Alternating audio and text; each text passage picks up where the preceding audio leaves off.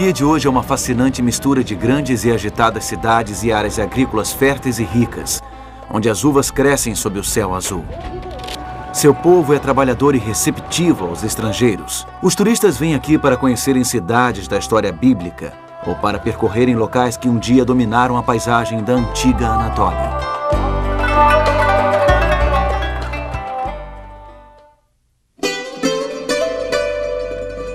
O apóstolo João passou seus últimos anos em uma ilha rochosa, não muito longe das margens ocidentais da Turquia. Desta ilha, ele escreveu aos novos cristãos de 7 grandes centros. Muitos estavam sofrendo perseguição e opressão por parte do Império Romano. Hoje visitaremos as ruínas da antiga Laodiceia e conheceremos mais uma das cartas de uma ilha solitária. Nós viemos até a cidade de Istambul e ao Grande Bazar, seguindo uma série de cartas enviadas a esta parte do mundo, então chamada de Ásia Menor. Foi uma carta enviada pelo grande médico, oferecendo cura para as aflições da alma. E o que ele recomenda às pessoas que estão passando por desânimo espiritual é que comprem à vontade um tipo muito especial de mercadoria. Hoje descobriremos que tipo de mercadoria pode nos resgatar.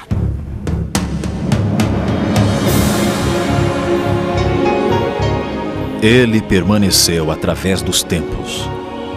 O livro de Deus, a Bíblia. Indispensável em nosso mundo complexo. Está escrito, transmitindo esperança ao redor do mundo. Apresentado por Mark Finley. Hoje, o remédio certo.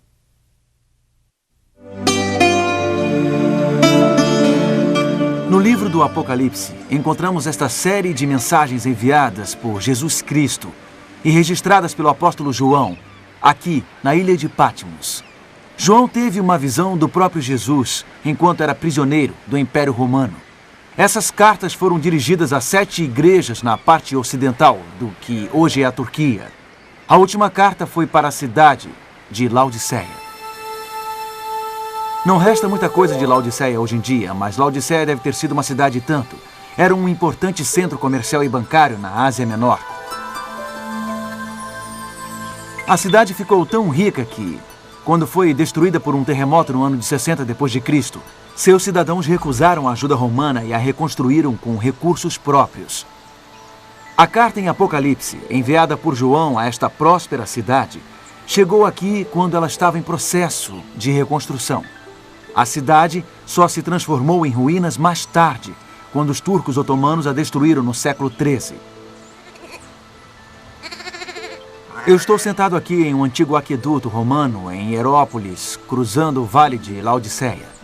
Vamos observar com atenção o que esta carta diz, porque ela aborda um problema espiritual, um tormento da alma que aflige quase todos nós em algum momento de nossa vida. Ela se encontra no 3º capítulo do Apocalipse. A carta começa com o diagnóstico do problema. Isto é o que o grande médico observa em Laodiceia. Em Apocalipse, capítulo 3, e versículos 15 e 16. Conheço as tuas obras, que nem és frio nem quente. Quem dera fosses frio ou quente. Assim, porque és morno e nem és quente nem frio, estou a ponto de vomitar-te da minha boca. Jesus Cristo usa uma metáfora para descrever um problema espiritual. Água morna. Água que não é quente nem fria. Não é quente o suficiente para oferecer um bom banho. E não é frio o suficiente para ser agradável de beber. É algo que causa náusea. Do que o médico está falando? Complacência, indiferença. Os laodiceanos não eram quentes, não tinham um destacado fervor espiritual. Eles não tinham aquela paixão por conhecer a Deus. Mas eles também não eram frios. Eles não haviam rejeitado a Deus. Eles não estavam pensando em seguir outro caminho. Eles eram mornos. Eles tinham suficiente vida espiritual para deixá-los confortáveis, mas não o suficiente para serem fervorosos. Eles não podiam ser considerados santos, não podiam ser enquadrados como pecadores. Esta água é realmente morna. Há um motivo para Jesus ter escolhido a metáfora da água morna. A cidade de Laodiceia não possui abastecimento de água local, nenhum córrego de águas límpidas, nenhum manancial. A água tinha de ser trazida por meio de aquedutos. Uma cidade próxima rival, no entanto, tinha uma fonte de água que a tornou famosa por toda a Ásia Menor. Era um lugar chamado Hierópolis, muito visitado pelos cidadãos de Laodiceia. Hierópolis possuía uma série de fontes de águas termais ricas em minerais especiais. É possível visitá-las hoje. A água aqui, rica em sais de cálcio, deixava depósitos brancos conforme descia pelas encostas. Estes depósitos de formas peculiares são chamados travertinos. Hoje o local se chama Pamukkale, que significa castelo de algodão, e é um ponto turístico muito visitado. Hierópolis transformou-se em um verdadeiro spa de saúde nos tempos antigos.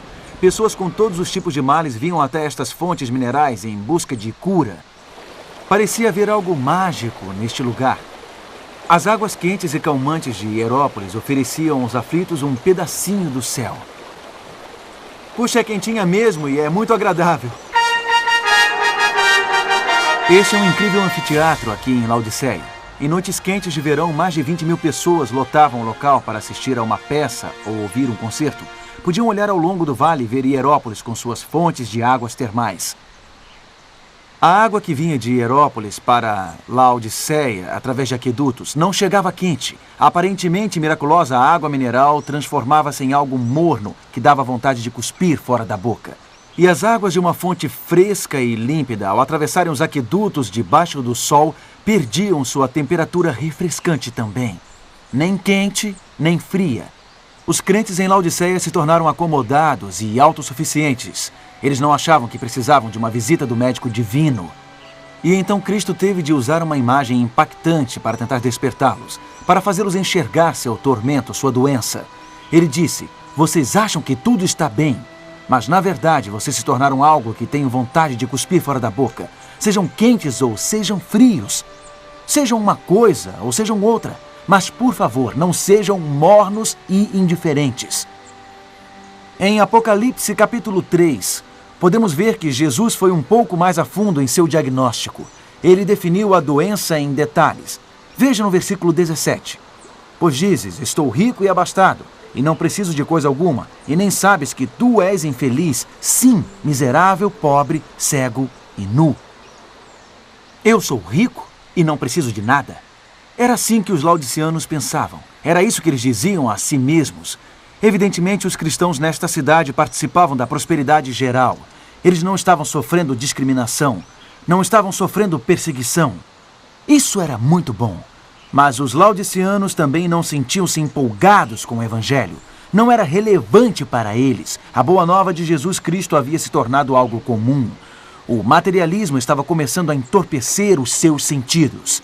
A agitação da vida diária estava começando a neutralizar seus valores espirituais. À primeira vista, viver confortavelmente não parece uma coisa tão terrível. Achamos não ser algo perigoso.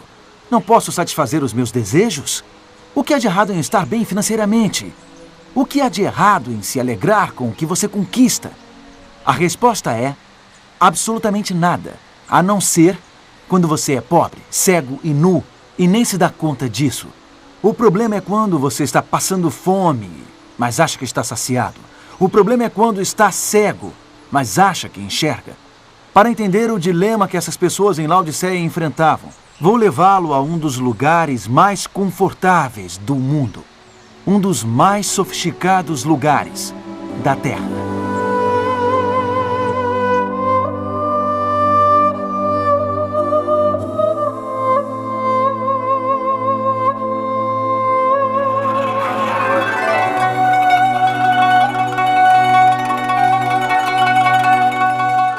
Este é o Palácio Topkapi em Istambul, onde os sultões do vasto Império Otomano governaram por séculos.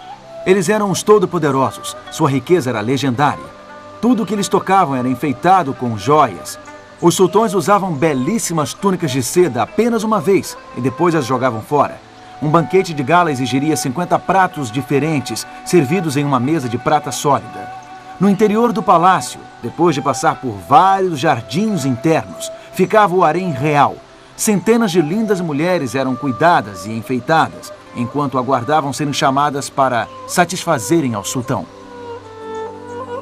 Agora estamos nos aposentos do harém do sultão. Em um lugar imensamente confortável como este, havia muitos rivais ao trono, muitas batalhas pelo poder. Um certo sultão dormia em uma câmara diferente do palácio cada noite para evitar ser assassinado. Obter o trono chegava a valer mais que os laços sanguíneos. Familiares conspiravam uns contra os outros. Tornou-se uma lei no Império Otomano e, quando o novo sultão subia ao trono, todos os seus irmãos tinham que ser mortos. Esta prática sanguinária finalmente provocou indignação quando um sultão mandou matar até a seus irmãos que ainda eram crianças. Os oficiais decidiram que seria melhor aprisionar os irmãos mais novos do rei.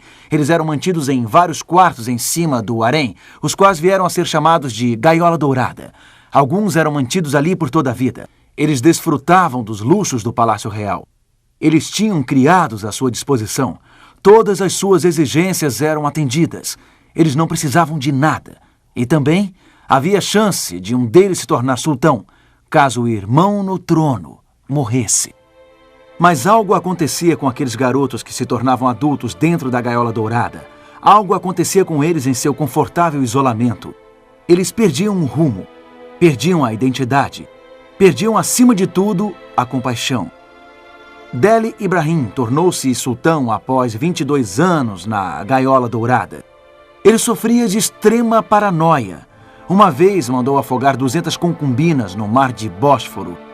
Outro homem que surgiu da gaiola dourada, Osman II, às vezes usava prisioneiros de guerra como alvos vivos de arco e flecha. Quando um príncipe chamado Mustafa saiu de lá após 14 longos anos, ele estava totalmente louco. A grande maioria dos sultões que saíram da gaiola dourada eram ineficientes, corruptos ou loucos. Eles eram consumidos por intrigas do palácio. Eles tinham dificuldade em lidar com problemas fora do seu luxuoso palácio. Muitos, de fato, acabavam sendo dominados por mulheres ardilosas de seu grande harém. E o Império Otomano, o império que se propagou por todo o Mediterrâneo, o império que um dia representou uma ameaça à própria Europa, começou a murchar. Ele começou a declinar, até que finalmente veio a desaparecer. Isto é o que acontece conosco quando ficamos autossuficientes demais, quando não somos nem quentes nem frios. Aquilo que mais valorizamos acaba escapando pelos dedos. A fé e os valores que deram a nossas vidas rumo podem começar a desaparecer. Existe perigo na gaiola dourada. Existe perigo em chegar a pensar que não precisamos de nada. Podemos acabar pobres, cegos e nus, porque nossa vida espiritual se enfraqueceu. E nem percebemos. Este foi o problema que o grande médico diagnosticou em sua carta à igreja, em Laodiceia. Esta é uma carta especialmente importante porque Laodiceia, a sétima igreja, representa a igreja de hoje. Esta carta faz parte da descrição que Deus fez de seu povo ao longo da história. A palavra Laodiceia significa um povo julgado. Esta igreja é a igreja que existirá antes da vinda de Jesus. É a igreja que existirá no tempo do julgamento. Infelizmente, os laodiceanos são mornos ou autossuficientes, indiferentes. Vivendo no mais emocionante período da história do mundo, eles deixam de captar a urgência do momento. Eles deixam de entender o significado da ocasião. A última igreja de Cristo, Laodiceia, encontra-se a um passo da eternidade. E, no entanto, adormece confortavelmente em sua morna complacência. Ela vive nos últimos dias da história, mas não consegue reconhecer a importância do tempo em que está vivendo. Cristo está batendo na porta do coração de Laodiceia. Ele faz um apelo para que ela acorde, para que ela entregue a sua vida a Ele, para que aproveite a oportunidade do momento, para que proclame a palavra do Senhor e prepare o mundo para a sua breve volta. Então, qual é o remédio recomendado para curar os males de Laodiceia? O que nós podemos fazer em relação à mornidão em nossas próprias vidas cristãs? Será que podemos reverter esse lento e constante declínio? Sim, o grande médico oferece um remédio. O que ele nos diz, surpreendentemente, é para sairmos e comprarmos 3 coisas. Ir às compras não é a primeira coisa que vem à mente quando pensamos em remédios espirituais. Ainda que seja comum irmos ao shopping para curar a tristeza. Mas o grande médico tem em mente um tipo de compra muito especial, uma ida às compras especialmente planejada para aqueles que pensam que não precisam de nada. Este trigo dourado está quase pronto para a colheita, aqui nos campos de Laodiceia. Isto me lembra do julgamento final e da colheita a ser feita por Cristo. Faz-me lembrar também de uma prescrição que o próprio Jesus Cristo deu no capítulo 3 do livro do Apocalipse, no verso 18. Aconselho-te que de mim compres ouro refinado pelo fogo para te enriqueceres, vestiduras brancas para te vestires, a fim de que não seja manifesta a vergonha da tua nudez, e colírio para ungires os olhos, a fim de que vejam. Esta é a prescrição para aqueles que são pobres, cegos e nus e não sabem. Esta prescrição é para os mornos. Ela nos mostra uma saída para a letargia espiritual. Ela nos mostra como almas adormecidas podem ser reavivadas. Portanto, esses itens que Jesus pede que compremos devem ser, de fato, remédios poderosos. Eles devem ser potentes.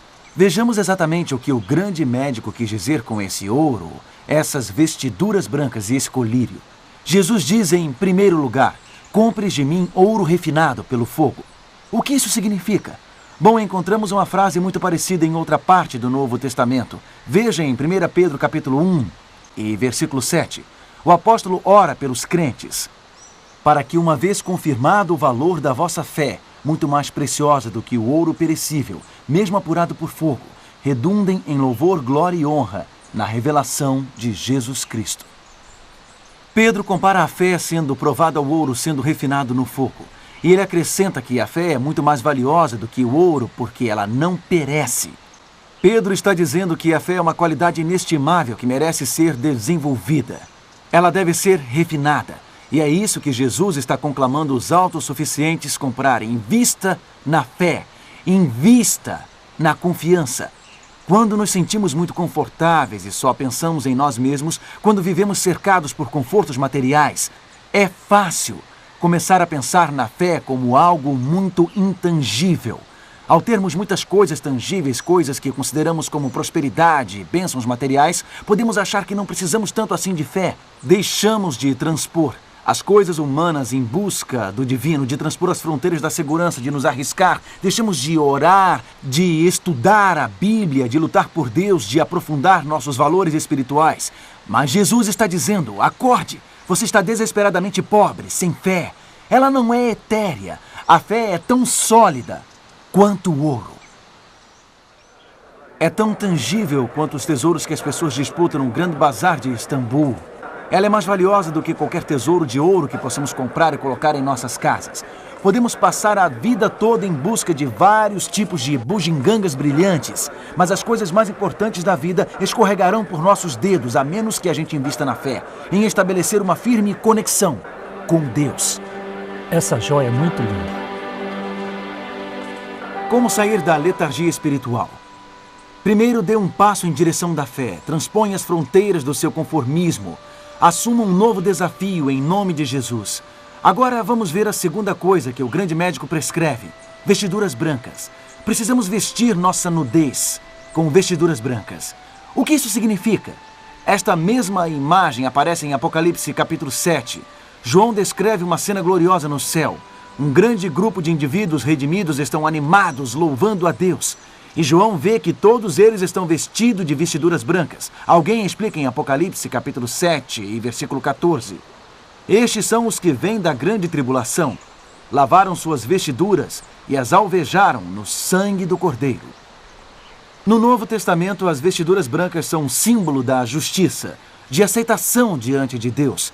Essas vestiduras ficaram brancas pelo sangue do Cordeiro, Jesus Cristo. Em outras palavras, os seres humanos pecadores são declarados justos quando aceitam o que Jesus fez na cruz por eles, quando aceitam sua vida perfeita, derramada por eles, como uma expiação pelo pecado. É assim que somos justificados perante um Deus santo. É assim que somos declarados justos perante um Deus santo. Então, o que Jesus está dizendo aos autossuficientes é para comprarem esta vestidura branca para cobrir sua nudez. Os mornos esqueceram-se da gloriosa boa nova. Eles tinham se esquecido do quanto eles precisam de um Salvador.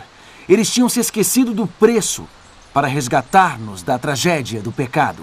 Nós perdemos o vigor na vida espiritual. Nos tornamos mornos quando nos esquecemos de como fomos justificados diante de Deus. Isto começa a parecer abstrato e distante. Mas o que Jesus nos diz é que este evangelho é tão básico quanto o vestuário, tão básico quanto a camisa que usamos. Estamos nus e precisamos ser cobertos. A vestidura branca que Jesus nos oferece, sua justiça, é essencial para a nossa segurança. Como sair da letargia espiritual?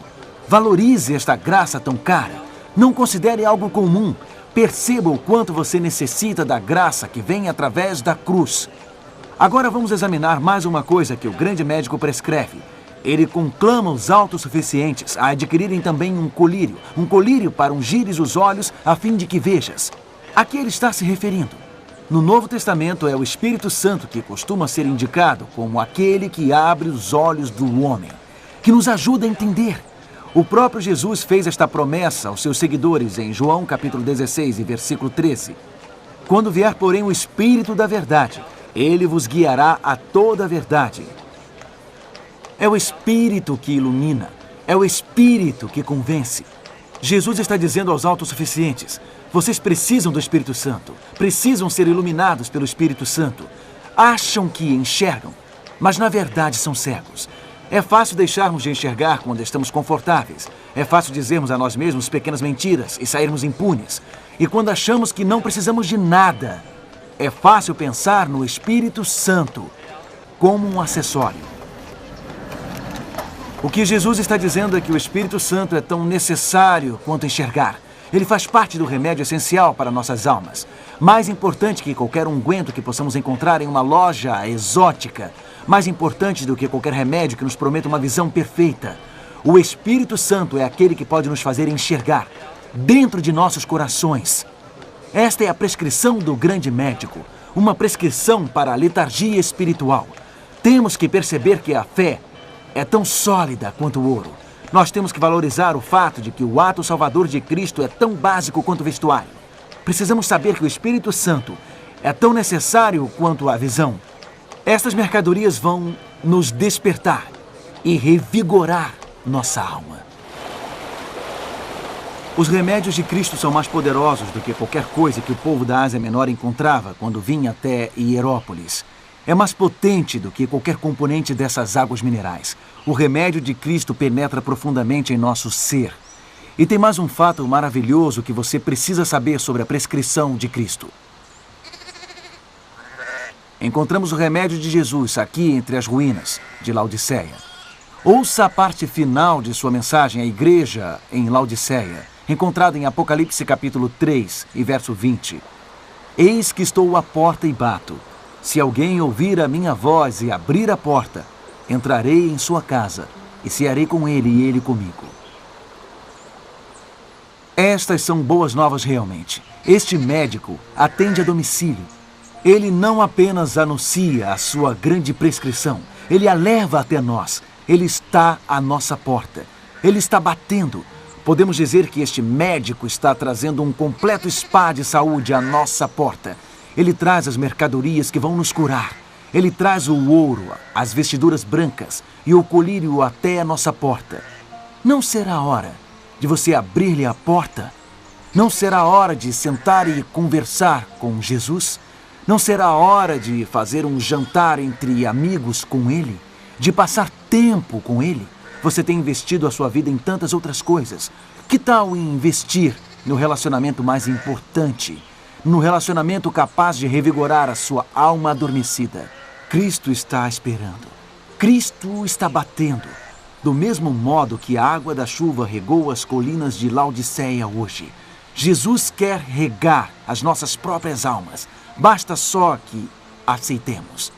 Neste momento, enquanto Jesus está à porta do seu coração batendo, cabe a você convidá-lo a entrar. Quer fazer isso? Quer fazer este acordo com Ele?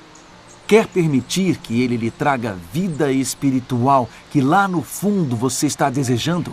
Por que não fazer isso agora mesmo enquanto oramos? Querido Pai, recorremos a Ti porque uma letargia espiritual se abateu sobre nós, porque perdemos aquele fervor que costumávamos ter.